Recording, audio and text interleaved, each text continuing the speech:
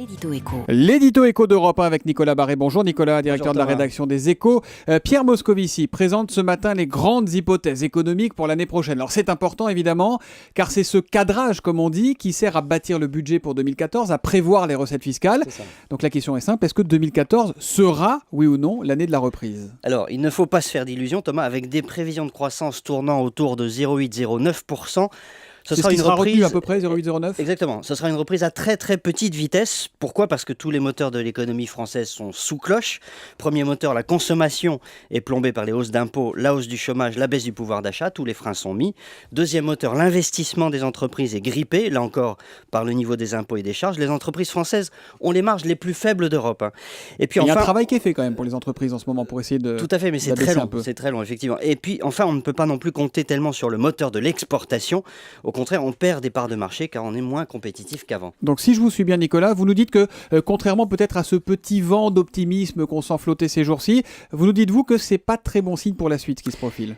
Oui, c'est ça, c'est la question la plus importante. Que l'on fasse en fait un peu plus ou un peu moins que prévu l'an prochain, finalement, peu importe. Ce qui compte, ce sont nos perspectives à plus long terme, à 5 ans, à 10 ans. Or, que voit-on ? Eh bien, dans tous les pays développés, ces perspectives sont revues en baisse. En France, rappelez-vous, entre 1995 et 2007, c'est-à-dire l'année avant la crise, la croissance, en gros, était de 2 à 2,5%. Quand François Hollande a été élu, il prévoyait la même chose, entre 2 et 2,5% par an pour la deuxième moitié du quinquennat. Ça, c'est une maladie française, de toute façon, d'avoir des prévisions de croissance toujours trop optimistes. C'est vrai, mais c'était cohérent par rapport au passé en tout cas.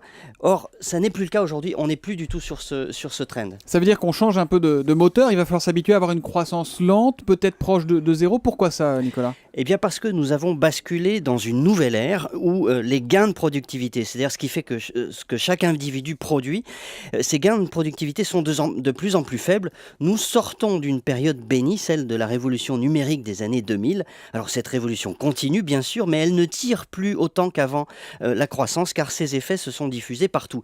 Il faudrait une autre révolution technologique. Elle arrivera, c'est sûr, mais en attendant, les économies développées, dont la nôtre, vont continuer de tourner à petite vitesse, surtout si, en plus, on s'évertue à ajouter des freins fiscaux et réglementaires qui, évidemment, n'arrangent rien. Attention, on ne s'emballe pas sur la croissance, même s'il y a un petit plus devant le chiffre, ça va pas aller bien loin. Voilà ce que nous dit Nicolas Barré ce matin sur Europe 1, l'édito écho, tous les jours à 8h10.